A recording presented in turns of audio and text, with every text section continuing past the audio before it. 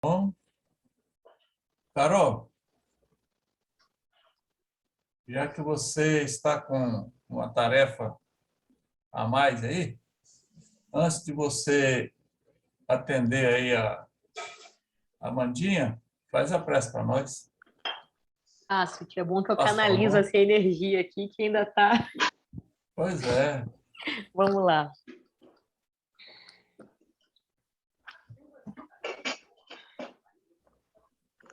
Mestre Jesus, agradecemos mais uma oportunidade de estarmos juntos na nossa SES, mobilizando conhecimento, amor, pedindo permissão para começar a nossa atividade, nossa segunda atividade da noite de hoje, e sintonia para todos que vão conduzir essa apresentação. Que assim seja. Isso. Ismael, deixa eu fazer antes de você começar um merchan aqui, só avisar o pessoal que a gente, em função da CES, né, em comemoração ao Palhano, nós compramos uma quantidade interessante do livro Transe e Mediunidade, que foi alvo de muitos dos nossos papos, né, e vai continuar sendo por muito tempo. Então, é uma forma de incentivar a leitura, né, incentivar isso de forma individual também. Quem tiver interesse, é só procurar a minha, a Carol, enfim, ou a tia Edita. De um jeito a gente vai dar de fazer isso. Eu não lembro o preço, Carol, alguma coisa de R$ 20 que a gente estava vendendo, você me ajuda aí? É R$ 20 e além de procurarem a gente, né, tem o canal habitual da livraria, né? Só contactar a livraria como se fosse qualquer outro título ou a gente, que a gente encaminha, mas R$ 20. Legal, beleza. Isso aí, Ismael, merchan feito.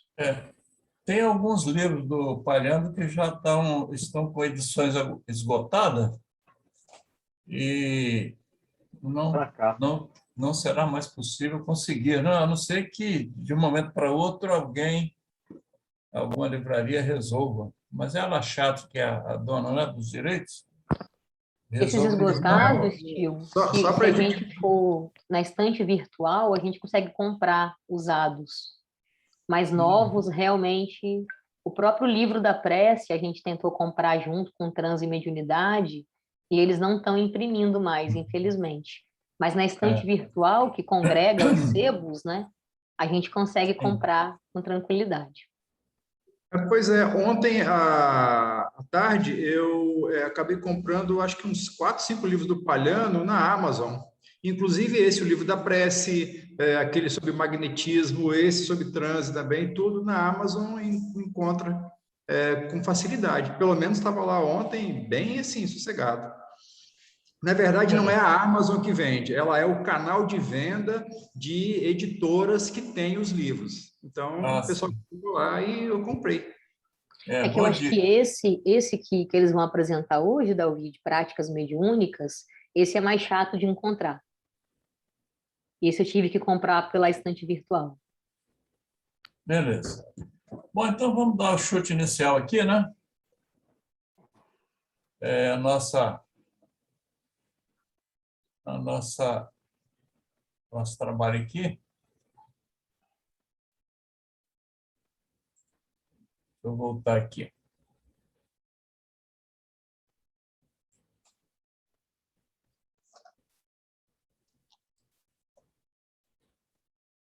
Sempre tem um probleminha.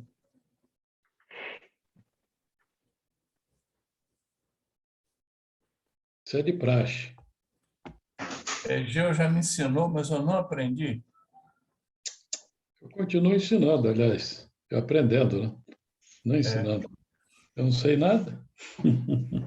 Minutinho só que eu tirei aqui o... Deixa eu ver aqui. Eu dei um comando errado aqui.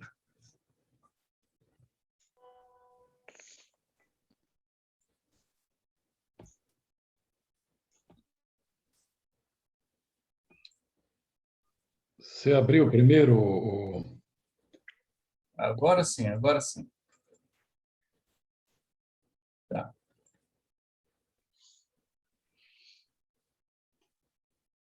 Eu estava com muito medo que hoje eu fiquei sem internet o dia todo, só agora à tarde que consegui. Mas eu fui convidado, aliás, eu não, o nosso grupo, né, foi convidado para apresentar esse livro, e a gente começou a fazer uma leitura, e como iniciamos um pouco tardiamente, não deu para que o grupo estudasse o livro todo, lesse o livro todo, né? Então, nós fizemos uma proposta para o grupo de fazer um resumo bem enxuto para que pudesse apresentar o livro para as pessoas terem a noção do que contém o livro, a fim de estimular a leitura desse livro, e cujo título é Reuniões Mediúnicas, Teoria e Prática. Então, eu estou aqui apresentando a capa aqui, e a foto aqui é do Palhano nos anos assim que ele estava com saúde regular, né? Anos dourados, né? Gordinho, baixinho, tipo Zaqueu, né? Mas assim, com esse sorriso sem abrir a boca, né? Eu não sei como é que é o nome desse tipo de sorriso aí. Mona Mas Lisa. então, hein? Sorriso de Mona Lisa. Mona Lisa. É o Mona Liso, nosso Mona Liso. Bom, então o nosso objetivo é dar uma olhada assim, né, furando aqui a tela e enxergar alguma coisinha. É evidente que vai ter muita coisa que vai ficar de fora por causa do objetivo de apresentar o que está colocado lá, que o Palhano chama de... ele dá um nome... propostas. Ele dá o nome de propostas, né? E essa olhada rápida aí é evidente que não vai... É mais ou menos isso aí, né? Se abre aquele buraquinho ali, olha e vê alguma coisa, não consegue enxergar tudo porque não é possível. E aqui tem uma foto do Palhano quando ele já estava assim, bastante enfraquecido, né? pela enfermidade. E eu trago aqui uma coisa que vocês não vão gostar muito, mas eu ouvi uma determinada época, não me lembro quem falou, declarou que o Palhano teria sido Oswaldo Cruz. Mas isso não é muito importante, né? Nem para o Palhano, nem para nenhum de nós, né? Saber quem foi antes. Não é importante é saber o que somos agora, para que a gente possa tirar o melhor proveito. Mas, de qualquer forma, existe uma semelhança assim, no desejo de prosseguir numa determinada linha de procedimento, né? O Oswaldo Cruz, com aquela gana dele de cuidar, de socorrer a população, e o Palhano também tem essa característica. Eu já foi falado muito do Palhano, mas eu tomei a liberdade de abrir essa informação aí, mas quem souber de alguém que tenha comentado isso, dessa possibilidade de Oswaldo Cruz e Palhano, depois a gente pode receber aqui alguma informação, né? Mas é uma coisa interessante. Não me lembro quem me falou na época, já faz muito tempo, né?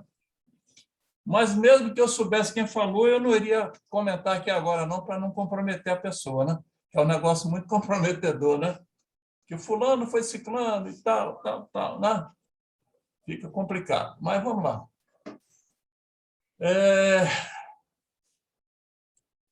Essa primeira parte aqui, chamada de teoria, essa primeira parte do livro, né? E nós fizemos essa colocação assim. A apresentação desse livro é uma justa homenagem ao seu autor, Lamartine Palhano Júnior, um dos fundadores da Casa Espírita Cristã. Por que eu coloquei isso aqui? Para que algumas pessoas que ainda não tiveram essa informação que saibam que o Palhano foi um dos fundadores da Casa Espírita Cristã.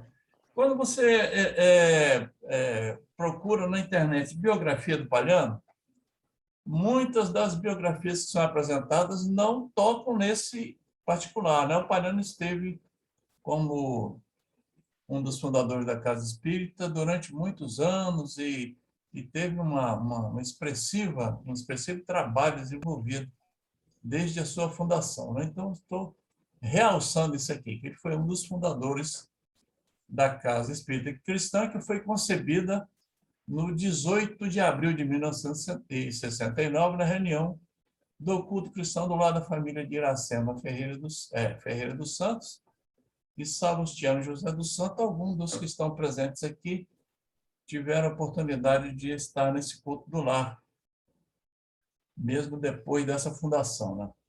Esse lar, localizado na Rua Maria Ortiz, número 115, no bairro do Ips, Vila Velha, recebeu dos espíritos, na época, o título de Posto de Socorro número 8. Foi assim que eles chegou essa notícia até nós, porque alguns espíritos que eram socorridos, como na região mais próxima, que tinha um suporte, era a nossa residência ali, por causa do culto, né?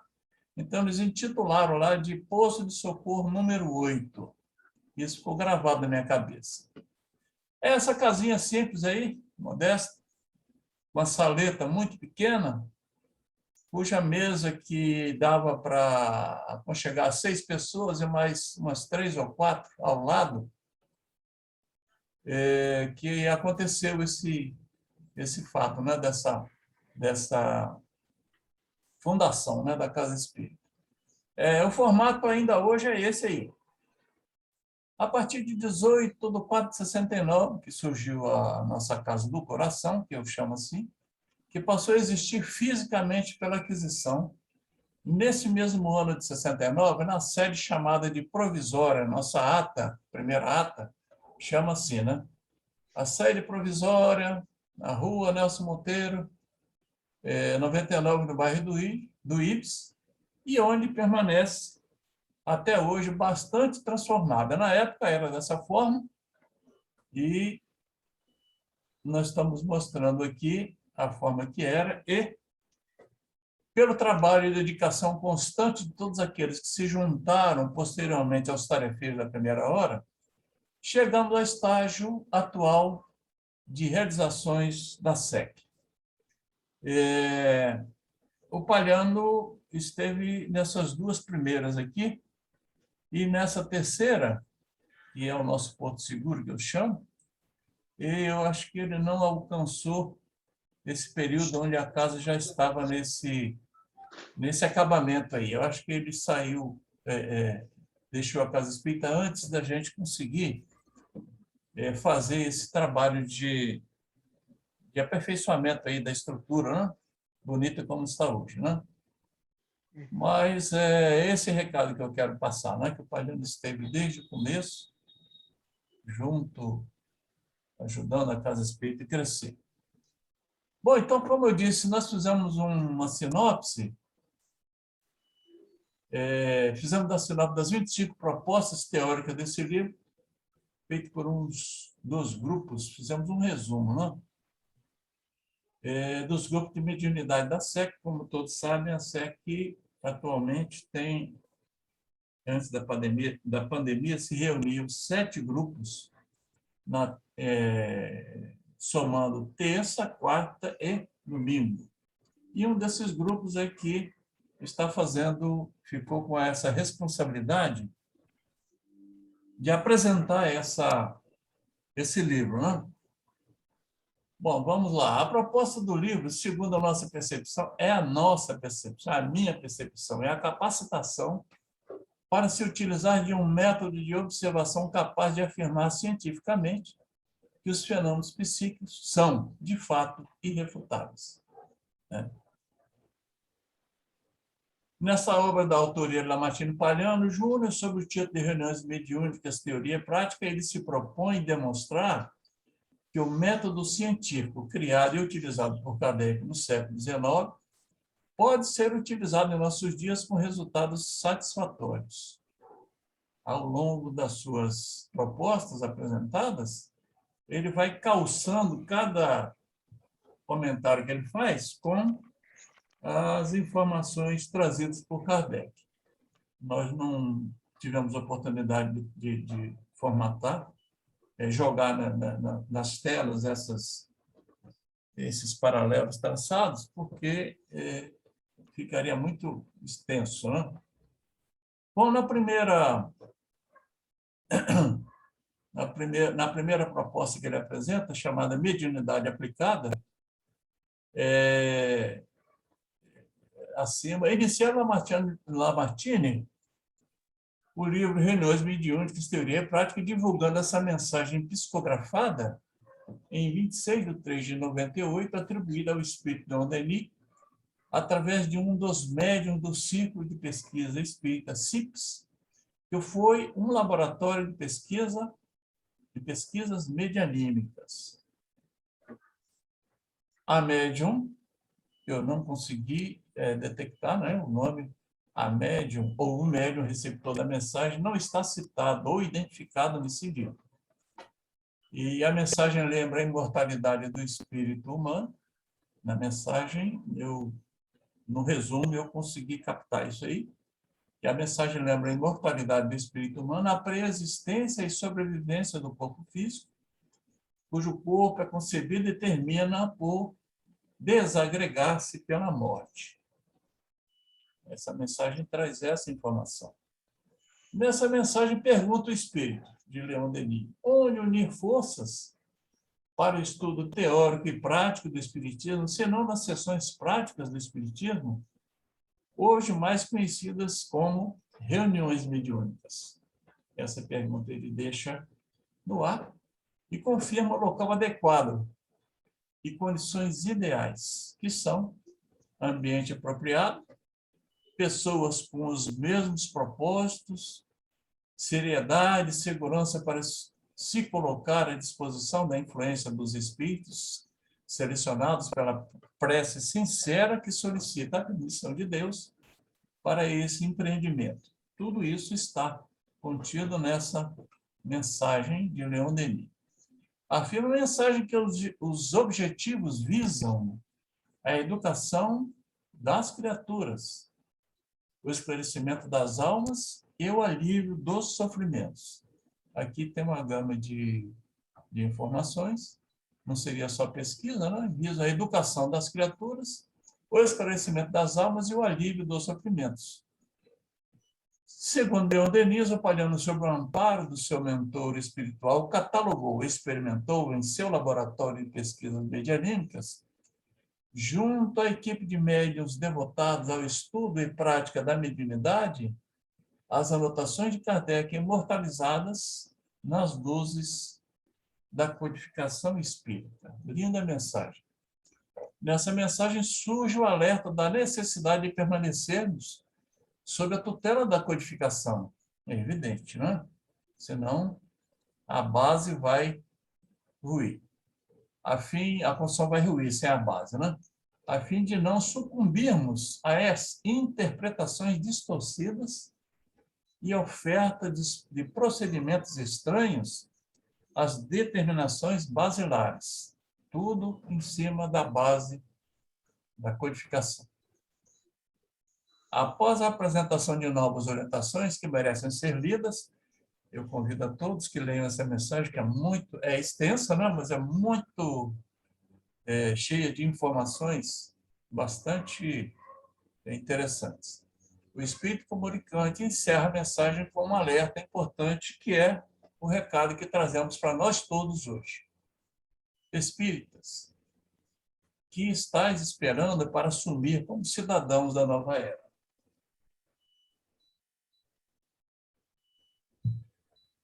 É um discurso, como diria o Palhano, é duro ouvir esse discurso, para não gostar muito de falar isso, né? Espíritas, que estáis esperando para assumir como cidadãos da nova era? Aí vem o prefácio nesse livro. E esse prefácio, a gente continua naquele buraquinho aberto assim, né? Tentando resumir.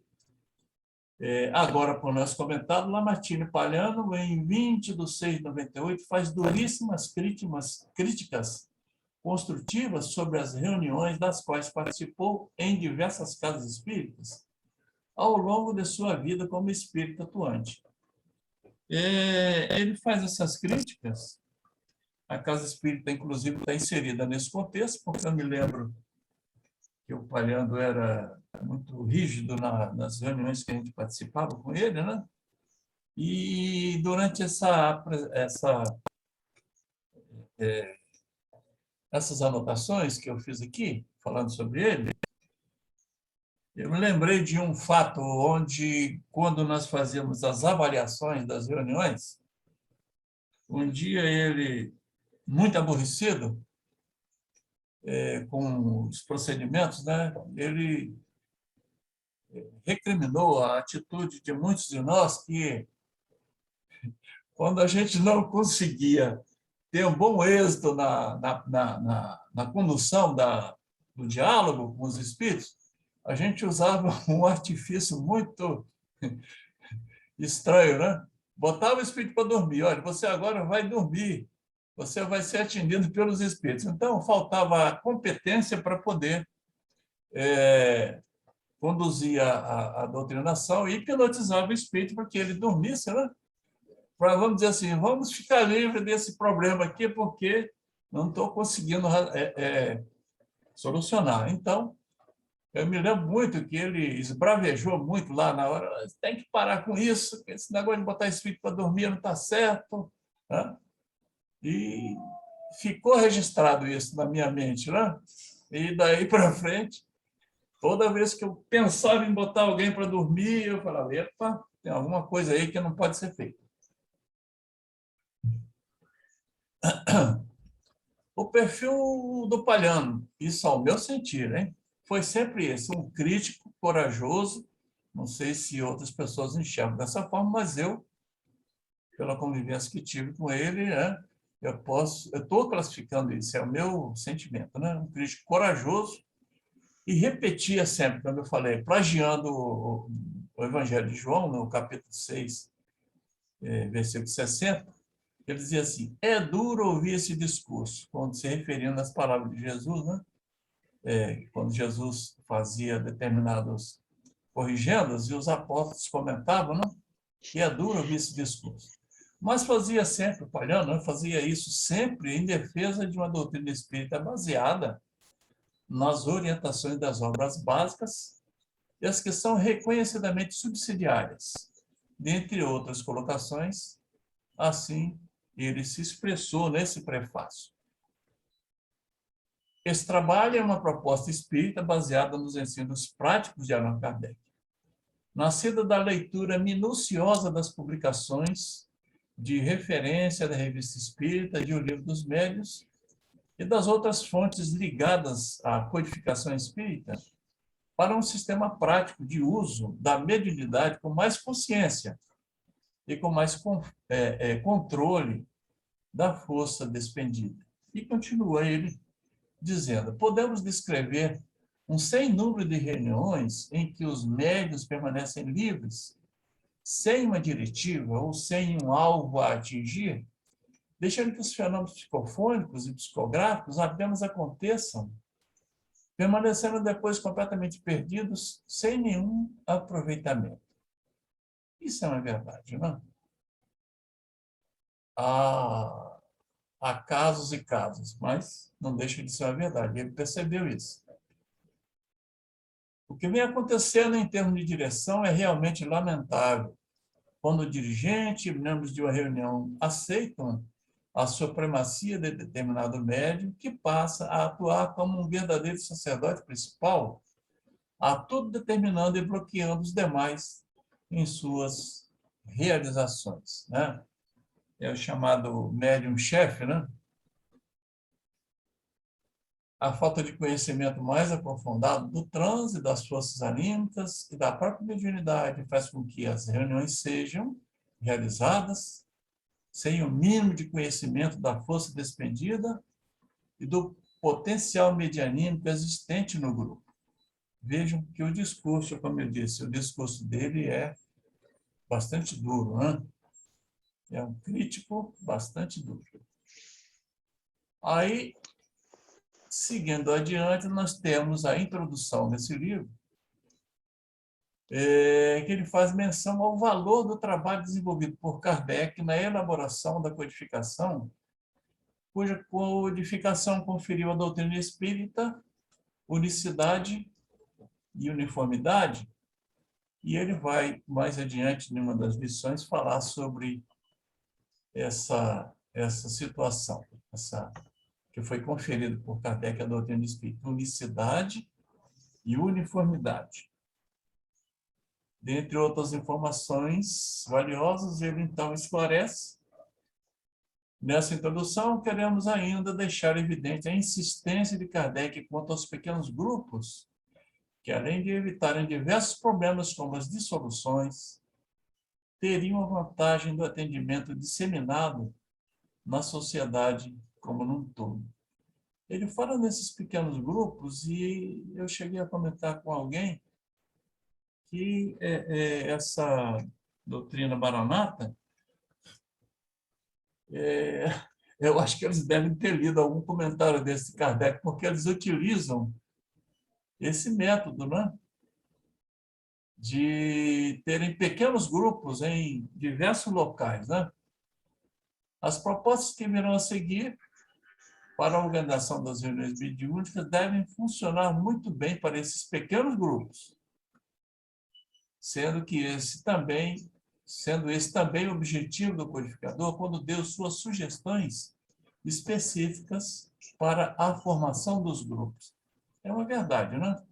Quando o grupo é pequeno e há um conflito qualquer, se o grupo se dissolver, o prejuízo é bem menor para o movimento espírita, né? Enquanto que uma casa em dimensões bastante grandes, se houver uma dissensão, as dificuldades serão bem maiores. Muitas pessoas deixam de frequentar ou deixam de estar junto à doutrina espírita porque ficaram decepcionados com determinadas situações. Então, Kardec faz essa observação e o Palhano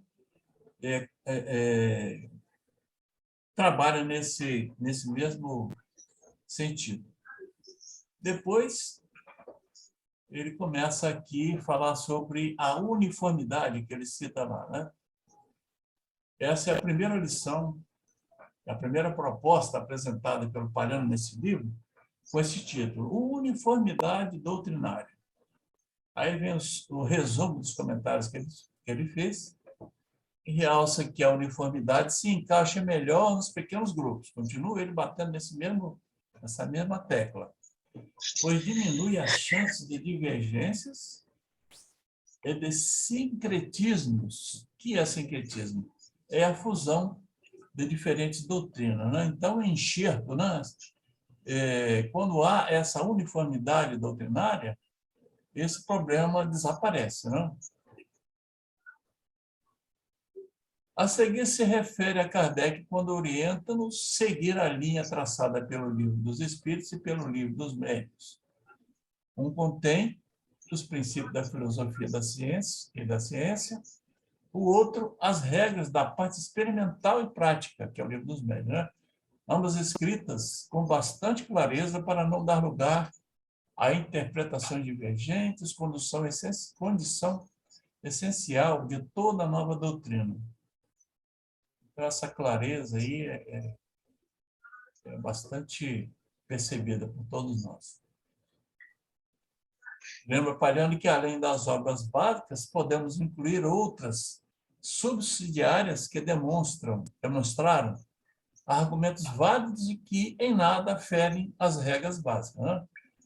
Aí, o que o Hugo tem falado muito aí, né, que a gente tem que procurar em outras vertentes, outros argumentos e tal, mas sempre fortalecidos pela base, né?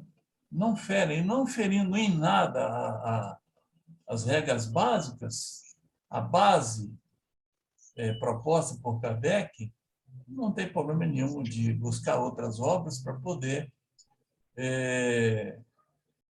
se utilizar, desde que demonstrem argumentos válidos, né? Não é pelo simples fato de, vou ler isso aqui eu acho que se encaixa, mas tem que passar pelo crivo da razão, antes de mais nada, né? Continuando ainda na uniformidade doutrinária, o importante é discernir, deixa evidente, né? O importante é discernir o que é mais conveniente, mais útil, o que atende à necessidade da região onde o grupo se encontra, aplicando os recursos medianímicos segundo sua especificidade, com maior segurança e precisão possíveis. Aqui, eu sublinhei isso aqui, porque, apesar dessa uniformidade doutrinária, eu acho que cada região, cada casa, tem um determinado grupo de médiuns que tem uma determinada capacidade, né, de produzir serviço, né? Então, se nós vamos buscar uma cópia de uma casa onde alguns médiuns já têm uma capacidade maior de conhecimento, para tentar aplicar numa casa onde os conhecimentos ainda estão parcos, diminutos, vai ficar difícil de se conduzir a coisa. O importante é discernir o que é mais conveniente, mais útil, o que atende à necessidade da região onde o grupo se encontra, aplicando os recursos medianímicos segundo sua especificidade. Com maior segurança, é melhor estar com segurança e precisão do que nos aventurarmos em experiências que ainda não estamos capacitados. É o que eu entendi. Esclarece que o grupo poderá encontrar indicações que considerem mais acertadas para um bom aproveitamento da força psíquica, anímica ou mediúnica. Então, tem que haver essa capacidade, né? Essa percepção, para aproveitar melhor essa força psíquica, anímica ou mediúnica. Para finalizar essa uniformidade, essa lição de uniformidade doutrinária, acrescenta que outra vantagem é o impedimento da entrada da influência de doutrinas estranhas e clichês diversos, que já foi pontuado anteriormente, né? Para que não haja essa intromissão, né? Clichês diversos, doutrinas estranhas e clichês diversos na doutrina, né? Então, tem que haver essa uniformidade doutrinária. A precisão da uniformidade doutrinária dá relativa segurança para todos os adeptos. Achei interessante que dá relativa segurança para todos os adeptos, porque vai depender dos que estão praticando, né, essa uniformidade, né?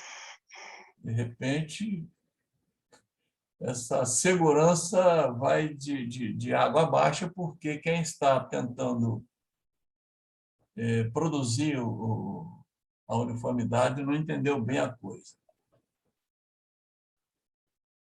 Depois vem essa proposta, essa segunda proposta, que é a constituição dos grupos. Palhano, alinhado perfeitamente com as orientações de Kardec, traz as seguintes recomendações para a constituição dos grupos mediúnicos. Aí vem algumas considerações. Exigível. Tem muitas outras coisas, hein? E apenas, no resumo, eu trouxe isso aqui. Exigível. A homogeneidade de propósito de intenções. A homogeneidade é exigível. Esses propósitos e intenções têm que estar bem alinhados. Desaconselhável. A desconfiança, a inveja, a prepotência, a imposição personalista, a fascinação proposital, a dependência psicológica. É desaconselhável, né? Essa dependência psicológica é interessante porque dá para a gente perceber que determinada pessoa joga todas as fichas dela em uma determinada, não determinado da pessoa do grupo, né? E transforma aquela pessoa num guru e todo tem que pedir a benção como se fosse naqueles tempos antigos de nós estarmos na doutrina católica, onde o padre decidia tudo por nós, né? Essa dependência aí. Então, temos que desaconselhável que a pessoa tenha faça parte do grupo, quando for constituir o grupo, que tenha essa característica. É importante a escolha dos componentes e a do dirigente, visto que todos, principalmente os médios, devem ter nele, a confiança necessária para se sentirem seguros, não dependentes, né, mas seguros, para um melhor direcionamento das energias medianímicas. Então, tem aqui 3 pontuações, né? O que é exigível, o que é desaconselhável, o que é importante, quanto da constituição dos grupos. Tem muito mais outras coisas, mas nós separamos esses 3 aí. Aí a outra proposta tem o título de Os Componentes do Grupo, e o Lamartine relembra Kardec aconselhando a qualidade na formação do grupo mediúnico, que deverá ser constituído por aqueles que não somente estudam e praticam a mediunidade, mas aplicam-se em vivenciar a doutrina no seu todo. Então, quando chega alguém para entrar num grupo, ou para quando se forma um grupo, é preciso ter esse cuidado para a coisa não azedar, né? É evidente que não se exige indivíduos perfeitos. Aí, eu acrescentei isso aqui porque, quando você lê esse item anterior, dá a impressão de que nós estamos buscando indivíduos totalmente perfeitos. E Kardec já observa que o verdadeiro espírito é aquele que se esforça por domar as suas más tendências. Então, a perfeição, até porque a evolução é infinita, né? Não existe nos termos em que a gente pensa, né? É evidente que não se exige indivíduos perfeitos, mas, vamos dizer assim, perfectíveis, que procuram vivenciar a doutrina no seu todo, né? Mas aqueles que se esforçam por melhorar-se. É aquela recomendação de Kardec. Isso refletirá no conjunto do grupo e nos resultados obtidos, evitando perigos maiores para os componentes do grupo. Então, na formatação do grupo, tem que ter esse cuidado. Para finalizar, esclareceu o nosso amigo Palhano. Quanto a isso, o que foi observado? Justamente os que extrapolaram a seriedade do conjunto, esquecendo-se da humildade necessária ao serviço da equipe, não permanecem no grupo. Isso aí, eu sou testemunho vivo disso aí, né? As pessoas que não se afinam, a lei de afinidades é muito rígida nesse sentido, né? A pessoa não se afina, então, com o tempo, ela vai, ela mesma se exclui, né? Ao contrário, os que queriam aprender a não ensinar, educar-se e não dar orientações, participar e não mandar, permanecem produzindo na competência que cabe à mediunidade útil. Vejam que essa proposta que o Palhano faz de que as pessoas, lendo o livro, se animem em criar esses grupos, né? Obedeçam essa orientação, sigam essa orientação, né? Aí, continuando aqui, ainda como componente do grupo, a segunda proposta, ele dá continuidade à proposta anterior, utilizando das palavras de Kardec ipsis verbis. Então, Kardec coloca lá, infelizmente, quando se cria um núcleo, se é muito pouco rigoroso na escolha, a gente vai jogando lá, você vai pegando quem aparece, né? porque quase sempre basta um simples desejo ou uma adesão às ideias mais gerais do Espiritismo. Mais tarde é que se percebe o erro. Essa fala de Kardec, né? Então, Palhando aproveita e faz essa colocação, e lembrando isso aí, né? Então, tem muito cuidado quando tem que buscar pescar essa pessoa que está encaixada no perfil, né?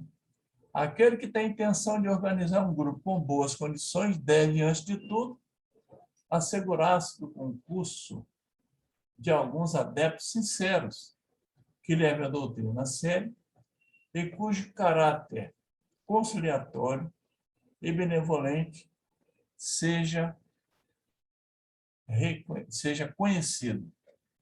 Aí, quando eu li isso aqui, eu me lembrei de uma frase que eu não me lembro mais se é Dr. Bezerra, eu acho que é Dr. Bezerra.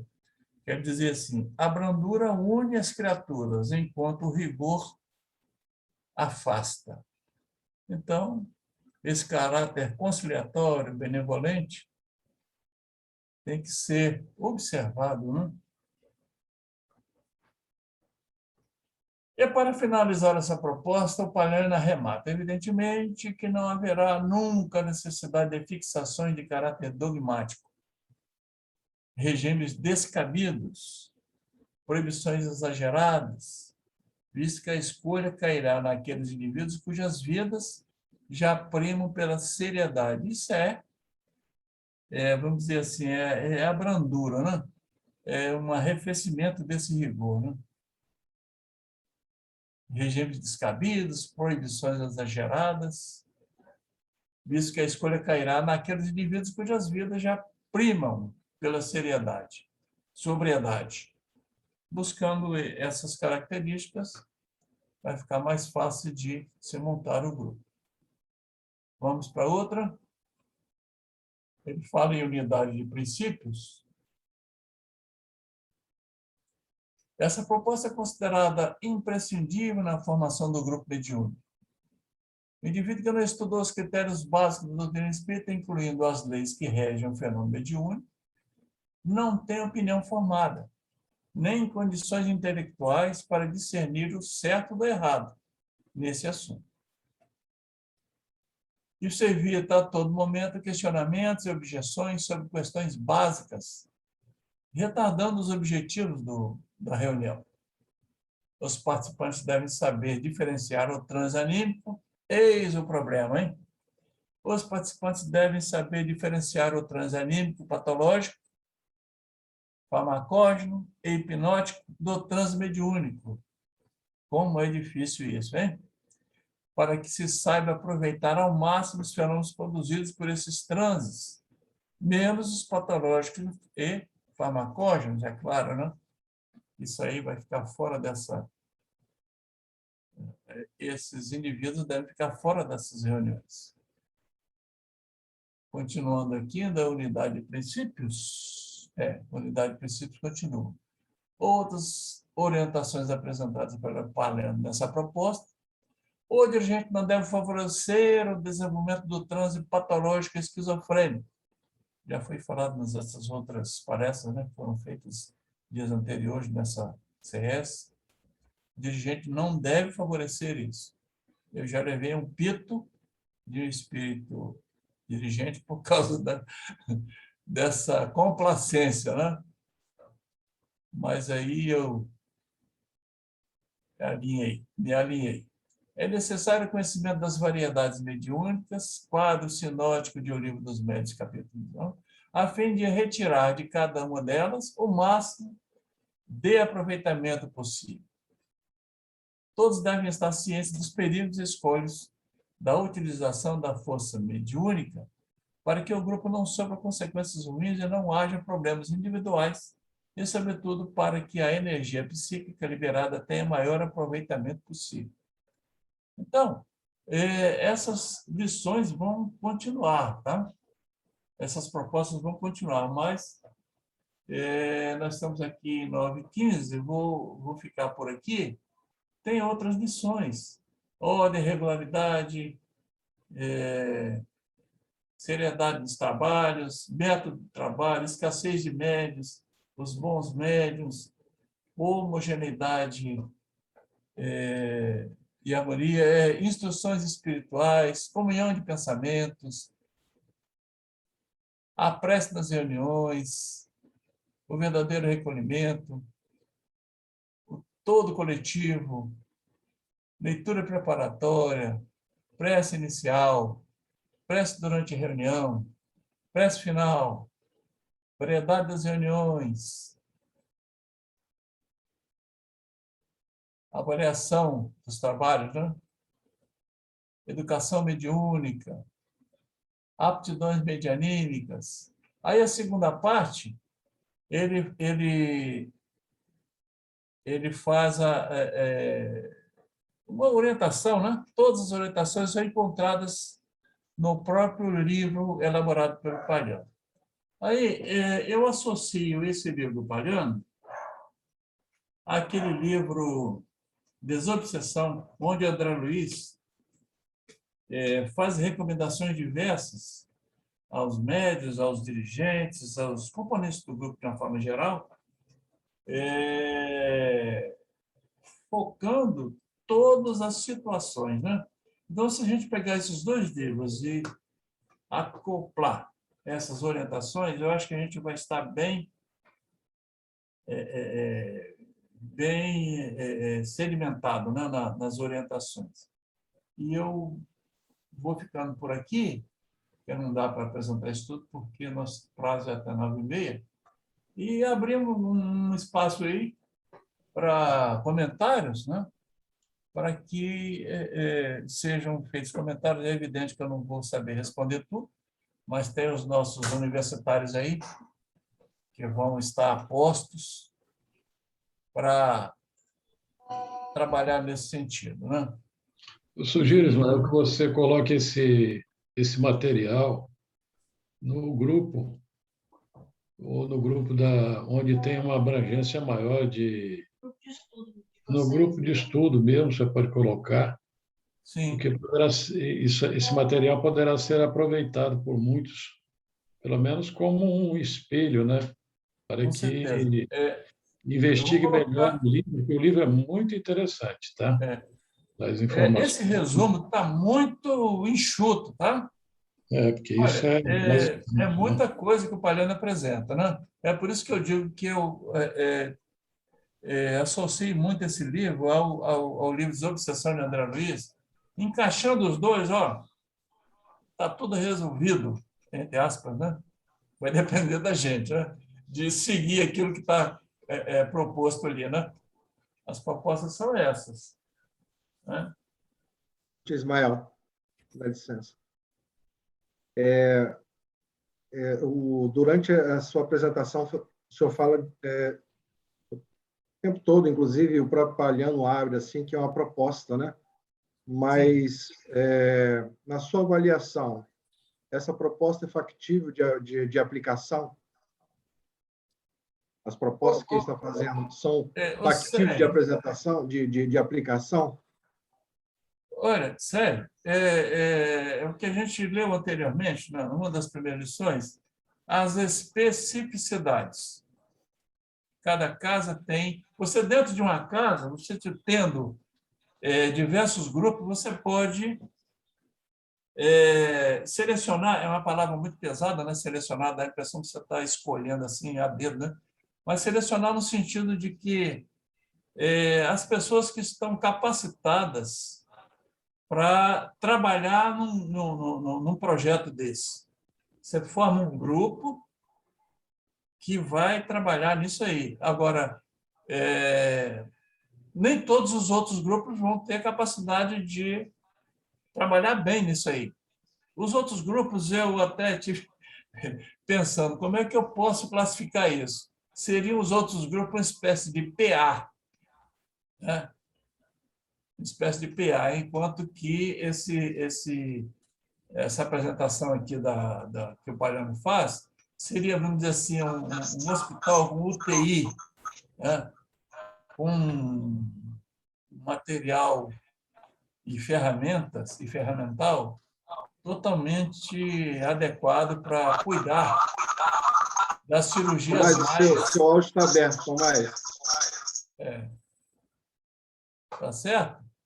Não sei se eu me Entendi. fiz entendido Não, nisso aí. sim, sim, é porque... E se a gente for fazer isso em todos os grupos, não vai dar certo, eu tenho certeza. Não, eu tô pensando assim, respeitando essas especificidades, né, de cada grupo, né, o que nós poderíamos aproveitar, porque outro dia mesmo eu ouvi que o Palhano fez essa proposta em cima das experiências que ele tinha dentro do grupo da CISP ou lá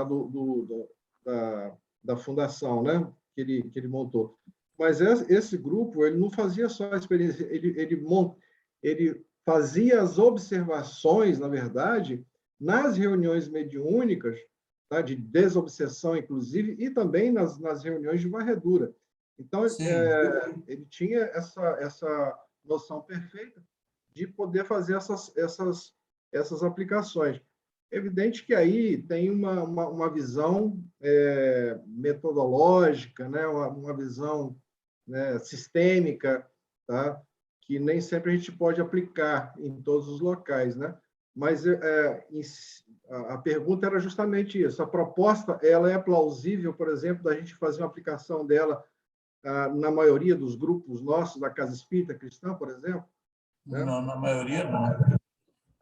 Não dá, não. A resposta é o que eu penso. Não dá, não. Você pode separar assim, alguns médiums que estão, assim, vamos dizer, capacitados. Tudo que eu estou falando é teoria minha, né? Achismo meu, né? Capacitados para montar um grupo específico. E se você observar bem, os 7 grupos da Casa Espírita, quando você conversa com os outros coordenadores ou com os médiuns dos outros grupos, você vê que os atendimentos têm diferenciação. Tá? Tem alguns grupos que a composição do grupo só dá para fazer atendimentos mais suaves, mas tem outros grupos que a carga pesada, vamos dizer assim, entre aspas, né? Verdade. Para poder suportar, os médicos suportarem aquele tipo. Então, quem está na condução disso é a mentoria espiritual. São os dirigentes espirituais que separam cada espírito para cada grupo, né? Eles não chegam lá de paraquedas e caem de qualquer jeito no grupo. Né? Inclusive, se não tiver capacidade, por exemplo, na casa espírita, para um tipo de atendimento, eles vão levar para outra casa, onde há possibilidade de socorrer. Ninguém vai ficar sem ser socorrido. Vai saber aonde vai encaixar o indivíduo. Qual o hospital que ele vai ser hospitalizado, né? Que tem todos os recursos. Não é assim que a gente faz na vida comum? Tem que fazer uma cirurgia aqui. Não, aqui em Vitória não tem hospital para atender esse tipo de problema. Vamos para São Paulo, vamos para Belo Horizonte, vamos para não sei aonde, vamos para os Estados Unidos. Então, acho que esse paralelo está bem definido, né? O Dalvi, ontem, inclusive, ele citou fez uma colocação muito parecida com o que o senhor está falando agora, o seguinte, o dirigente encarnado não é ele que vai fazer a programação da reunião. Não, né? Nem essa capacidade ele tem. Quem faz essa programação... Quem pensar que está fazendo programação tem que ser amarrado e levado para o hospício. Mas quando eu pergunto da proposta, né, que ele está aplicando, eu acho que tem alguma coisa aí no fundo que nós devemos levar enquanto alguém que esteja pensando nesse livro, nessa apresentação de Palhano, que é o que talvez falte, né? Se a gente não consegue homogeneidade, mas a gente pode fornecer ferramentas, e a ferramenta vem a partir da instrução, né? Da educação, da doutrina. Sério, eu me lembrei de um fato agora. Nós tivemos uma reunião, que não era reunião de desobsessão, não, era outro tipo de reunião, de afinização, né? De prece, onde foi passado para a gente que veio um grupo de espíritos fazer uma avaliação das possibilidades da Casa Espírita Cristã para determinadas realizações. E eles vieram analisar, né? Para poder depois passar o serviço. Tá? Então, por aí você vê que a coisa tem dirigente, não está assim a bambu, não, né? Tá não, tá não. Dalvi está com a mão levantada ali. Está aceitando Jesus. Vamos lá.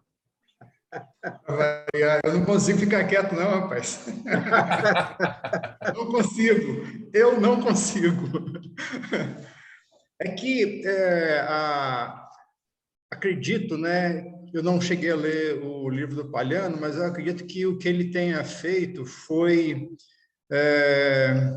uma compilação de diretrizes dentro da doutrina, naturalmente, né? Sim. E que, conseguido realizar aquilo ali, nós estaríamos diante de um grupo mediúnico bastante coeso, pequeno, mas que fosse confiável, espiritualmente confiável, né? A quem se pudesse atribuir trabalhos desses que a gente considera trabalhos de maior envergadura espiritual. Não significa trabalho com os espíritos superiores, não, ao contrário, né? Então, o que acontece, né?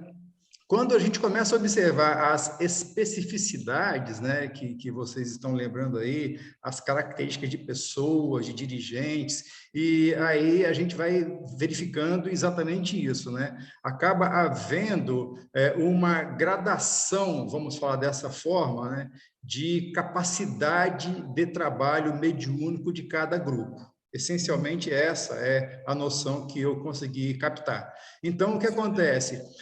Vão haver grupos menos capazes, nesse sentido de capazes de atender a demandas espirituais mais rigorosas, mais abrangentes, mais profundas, né? Que vão exigir de encarnados mais disciplina, mais autocontrole, mais contexto, mais mente, mais energia mediúnica, mais tudo. Então, assim, vai naturalmente acontecer esse tipo de gradação.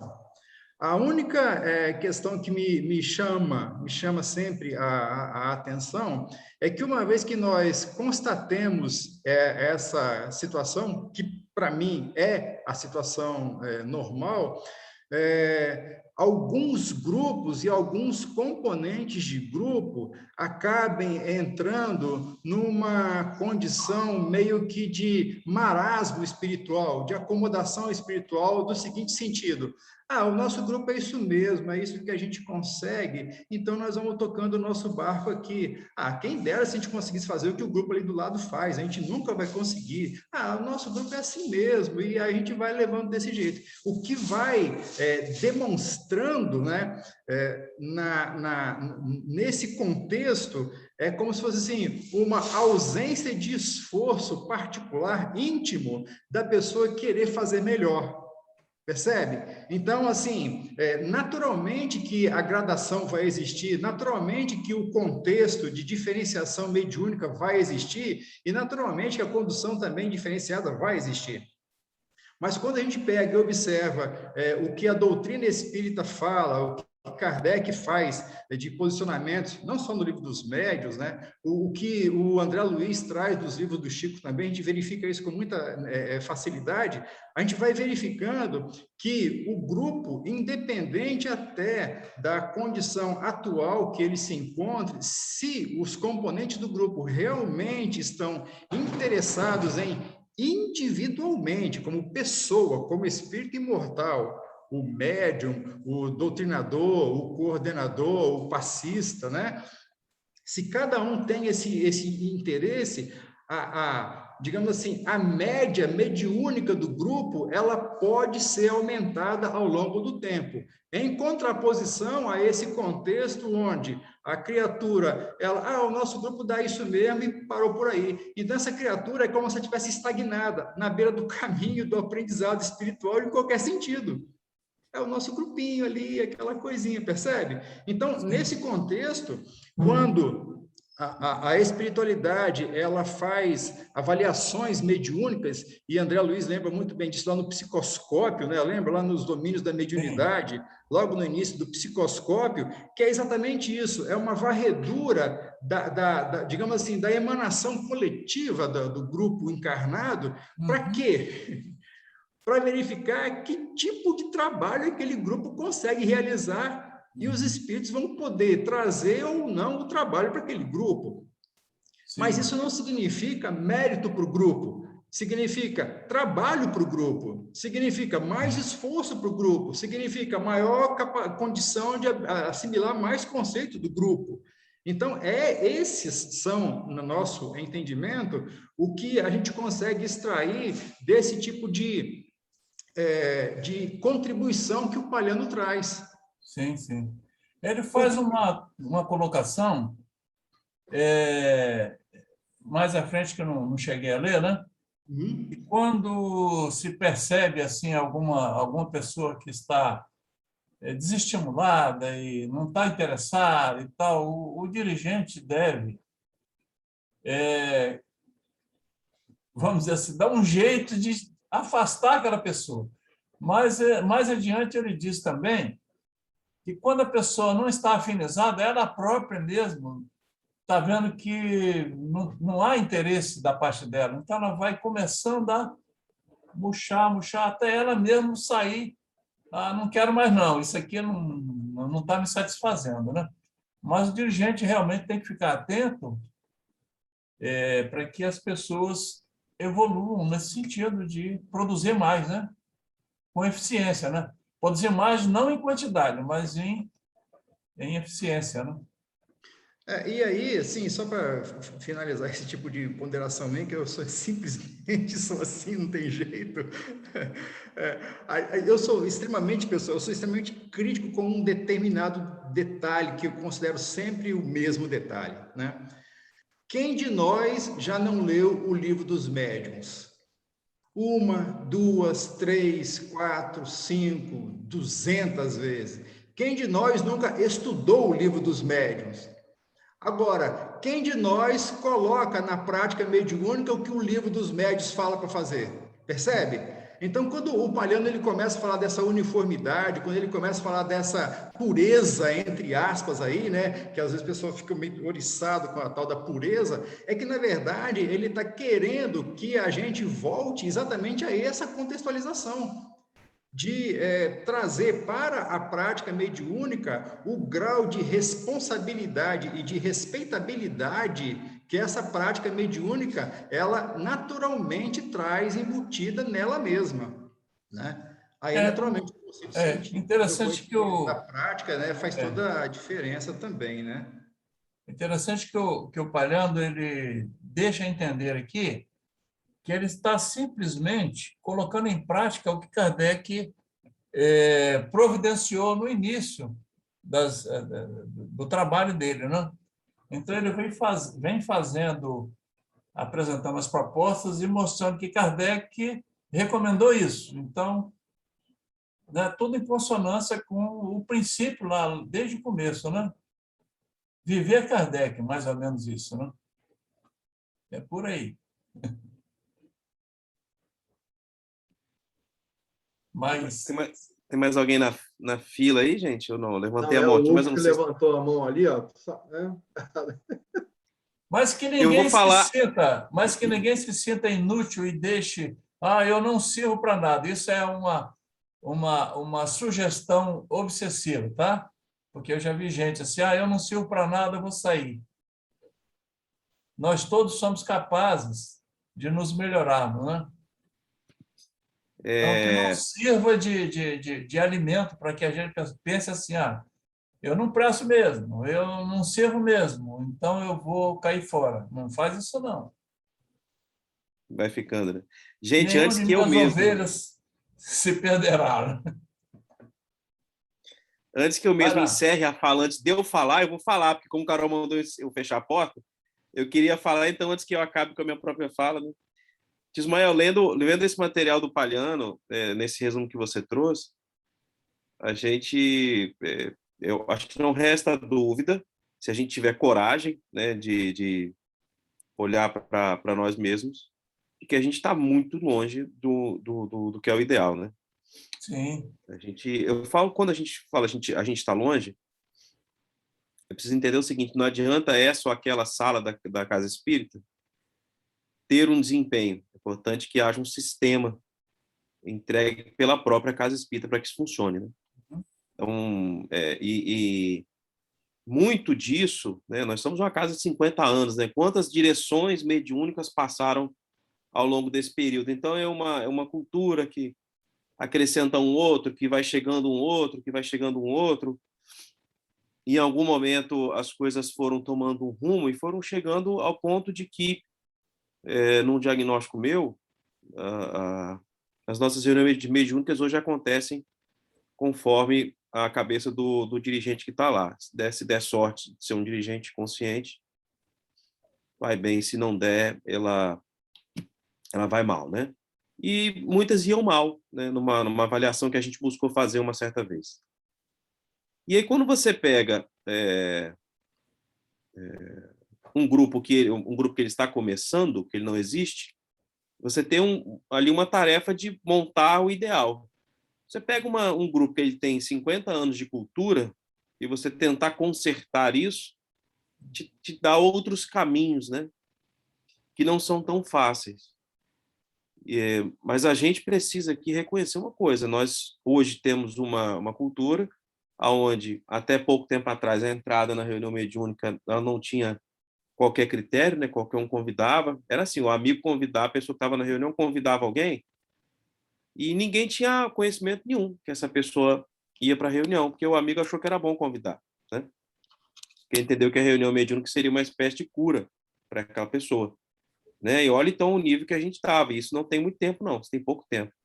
Se a entrada da pessoa na reunião mediúnica acontecia dessa forma, tudo que vem a partir daí já é contra o que está aí, o que se apresentou, né? Que é um resumo, que é um bom resumo tanto do livro dos médiuns, mas aí com o Palhano fazendo as suas observações a partir disso. Hoje, então, a gente precisa admitir que as coisas elas não vão bem, né? E falar isso já é um problema, porque muita gente se magoa com esse tipo de coisa. Então, lidar com essa situação ela já é uma questão complicada, porque tem-se um histórico ali.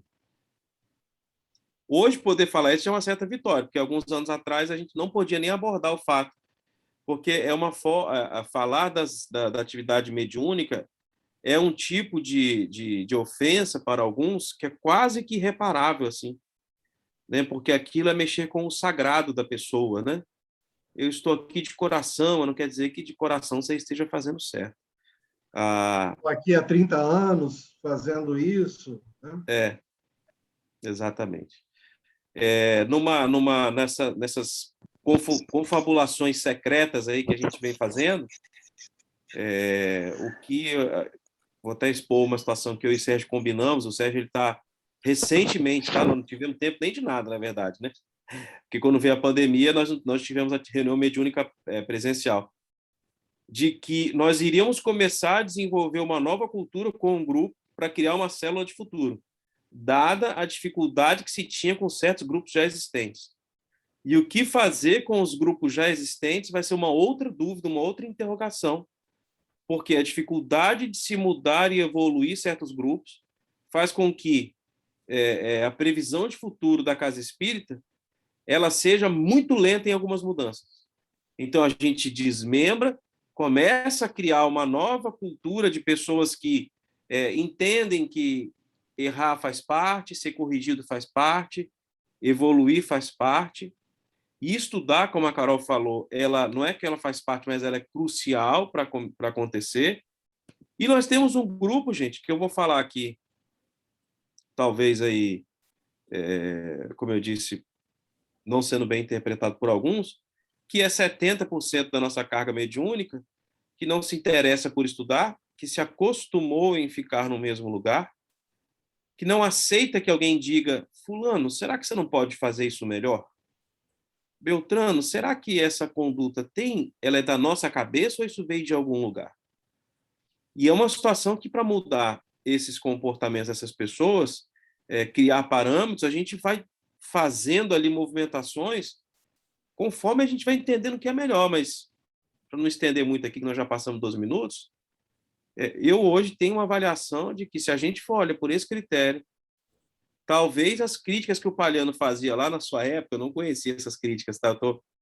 Como nós temos, gente, várias gerações aqui, tem coisas que a gente não conhece, né? Talvez as críticas que ele fez na sua época, elas seriam feitas hoje, tá? Em muitas das situações. E fica esse dever de casa nosso, assim, será que a gente tem essa coragem de admitir que algumas coisas precisam melhorar? Repito, nós não podemos falar de um ou outro grupo. A gente tem que falar da casa Boa como um noite. todo. Boa noite. Eu posso fazer uma pergunta para o grupo? Fica à vontade. Todos nós somos médiums, certo? Uns em graus maiores, uns em graus menores de sensibilidade. Necessariamente, um médium sensível, ele tem que estar atuando em mesa, assim, ele não pode servir uma sopa, ele não pode varrer um chão e continuar servindo a comunidade, fazendo bem para a comunidade. Como é que a gente sabe, assim, como é que a gente pode lidar, assim, como é que a gente pode sentir e não necessariamente estar querendo atuar em cirurgias e tal, e pode, sabe, querer contribuir sem... Tem como você sentir, querer servir de uma outra forma, ajudar a sociedade, as pessoas. Eu sou professora, né, por exemplo, os alunos, de uma outra forma, assim, sem, sabe? Isso seria não sei se você me compreendeu. Isso seria uma fuga para não trabalhar na mesa mediúnica, pular para outras tarefas? Não sei. Ou não? Eu não sei se é fuga, né? Eu tive uma experiência curta aí na mesa mediúnica. Sou muito grata, SEC, por tudo, pelo acolhimento, por tudo que eu aprendo com vocês. Sempre que eu posso, eu estou aqui. Mas é porque, não sei, eu, pelo menos, quando eu sinto algumas coisas, é bem forte. Aí eu acho...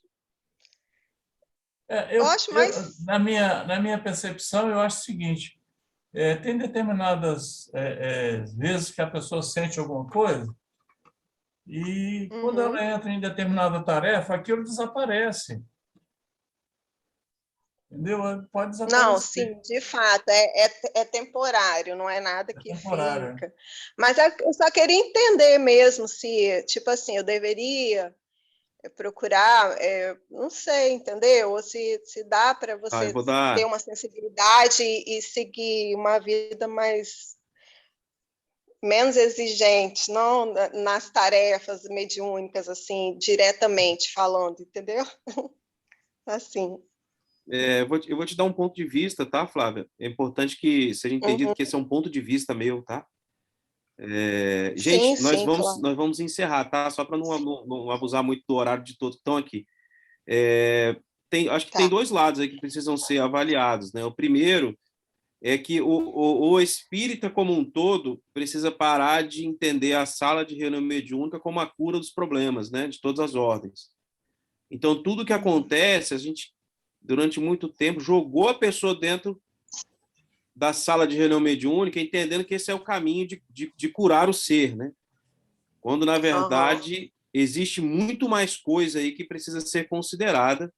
Então, a gente precisa parar de pensar que a reunião mediúnica é o único lugar onde as coisas podem acontecer, tá? Essa é uma observação. E a outra é que, como a pessoa vai lidar com a mediunidade dela, eu acho que isso é muito de uma maturidade do que eu quero fazer daquilo que me vem, sabe? Eu já vi pessoas serem conduzidas por outras quase que de forma obrigatória, aí realizar trabalhos mediúnicos dentro de sala mediúnica e aquilo ter sido um pouco de desastre, né? Sérgio comentou um pouquinho na palestra que ele deu de como nem mesmo identificar que um fato é mediúnico é uma coisa fácil. Então, muitas vezes, não há ali um médium que tem que necessariamente ir lá fazer e dar psicofonia, sabe? Como pode ser que haja isso também, né? Pode ser que seja esse o caso, mas eu acho que esse problema ele é maior, assim, talvez ele merecesse mais tempo, mas para mim a gente se acostumou a ficar colocando todo mundo na reunião mediúnica como se aquilo fosse a salvação das pessoas, né?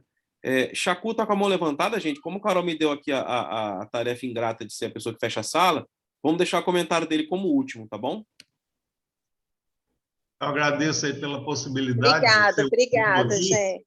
mas eu concordo com o que o Hugo está falando e o médium, na minha visão, ele não pode dissociar do estudo e da prática do evangelho. Então, a Flávia também tem razão de o médium trabalhar varrendo o chão, ajudando em várias tarefas dentro da casa, porque o médium ele precisa de vivenciar a lei de justiça, amor e caridade. Isso é primordial, porque o bom médium é aquele que vivencia a lei de justiça, amor e caridade antes da prática mediúnica. Então, a prática mediúnica tem que andar junto com a vivência do evangelho. Seria isso aí.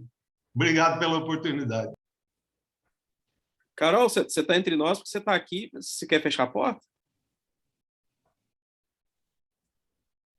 Você que é o chaveiro hoje, Hugo. Vai lá, Hugo. Então tá, vamos fechar nossa porta aqui, gente. Olha, eu agradecer ao Tismael, ao grupo dele como um todo, né? Como a Carol bem falou, a CS começou há algumas semanas atrás com os grupos se preparando, né? E cada grupo que sentou e estudou um tema deixou ali um enriquecimento grande, mas principalmente quando a gente vem e divide, né? Nós estamos desde domingo dividindo conhecimento e vamos aqui até sábado. Eu sou suspeito, mas eu acho que o espírita precisa aprender aquilo que tem de mais valioso no espiritismo, que é ser protagonista da sua própria vida. Mas para fazer isso, ele precisa conhecer, estudar, refletir, para não depender de um sacerdote. Ele tomar as decisões por conta dele, ser um espírito verdadeiramente independente na medida que a evolução o permitir. Bom, Yolanda, você poderia fazer a nossa prece final para a gente agradecer ao apoio dos espíritos, né, que estão sempre com a gente? Yolanda, Oi. faz a prece bem pertinho do microfone, que da vez passada eu não ouvi a sua fala.